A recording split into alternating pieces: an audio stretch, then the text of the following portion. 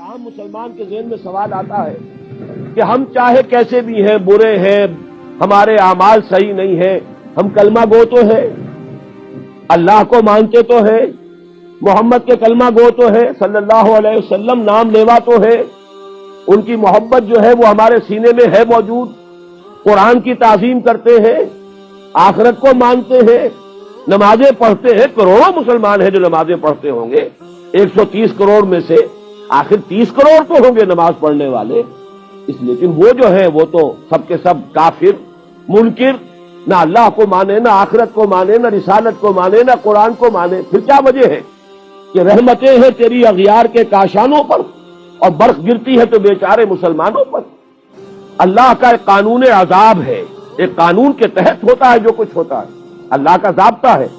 قرآن اس کے لیے لفظ سنت استعمال کرتا ہے، وَلَن تَجِدَ لِسُنَّتِ اللَّهِ تَبْدِيلًا وَلَن تَجِدَ لِسُنَّتِ اللَّهِ تَحْوِيلًا۔ اللہ کی سنت، اللہ کے قواعد و ضوابط میں کوئی تغیر نہیں ہوتا۔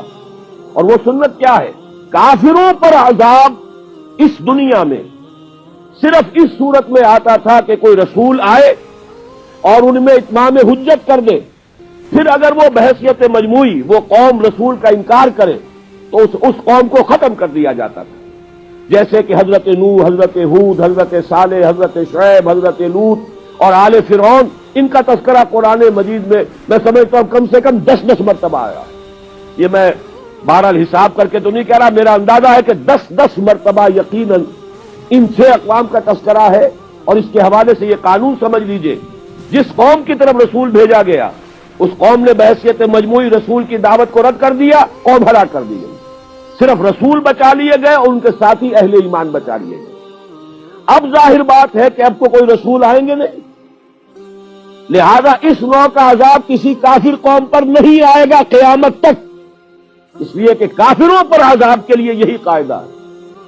اب جو عذاب آئے گا ان پر جو عذاب ہے وہ آخرت کا عذاب ہے، اصل عذاب تو آخرت کا ہی ہے نا، اصل زندگی آخرت کی ابدی زندگی ہے۔ یہاں تو کیا ہے، قوم نوح ڈوب گئی، ختم ہو گئی، 2-4 ڈبکیاں دی ہوں گی ہر آدمی نے، جان نکل گئی، عذاب کیا آیا؟ اصل عذاب تو وہاں ہے جو آخرت کا ہوگا۔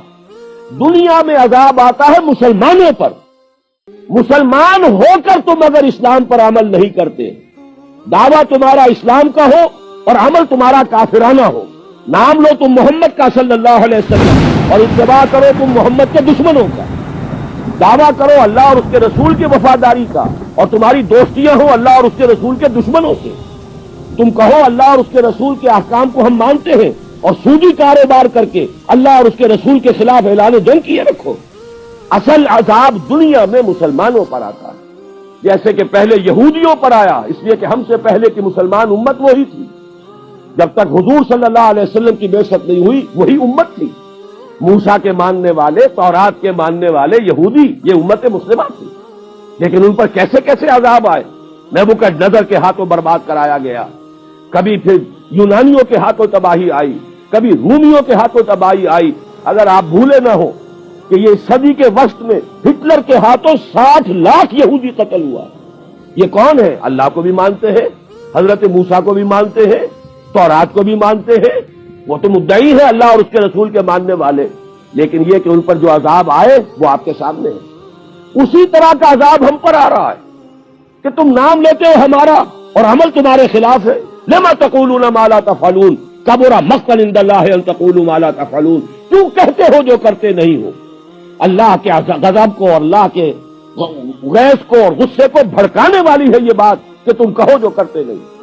یہ ہے اصل سبب، اصل مجرم ہم ہیں، ہم دوہرے مجرم ہیں۔ ان کا جرم ایک ہے، انہوں نے انکار کر دیا، چھٹی ہوئی۔ ہم ہیں کہ جو ہر روز کہتے ہیں ایاک نعبد و ایاک نستعین، اور پھر اس دن میں 50 مرتبہ اللہ کا حکم توڑ رہے ہیں۔ پوری زندگی ہماری گزر رہی ہے، 5 وقتہ نمازی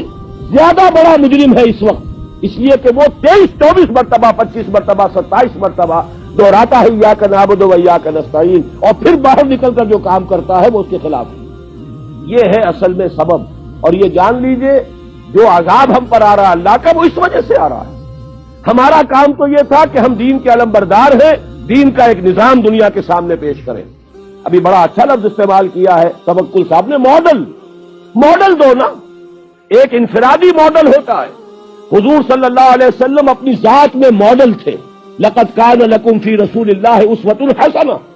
لیکن حضور نے صرف ذاتی اور انفرادی ماڈل نہیں دیا،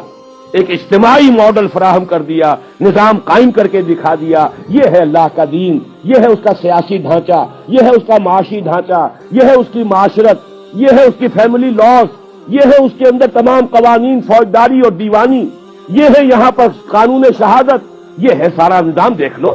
ٹھوک بجا کر دیکھ لو، یہ نظام ہے۔ جب تک وہ ماڈل مسلمان قائم نہیں کریں گے، یہی عذاب کے کوڑے برستے رہیں گے، سخت سے سخت تر عذاب آئے گا۔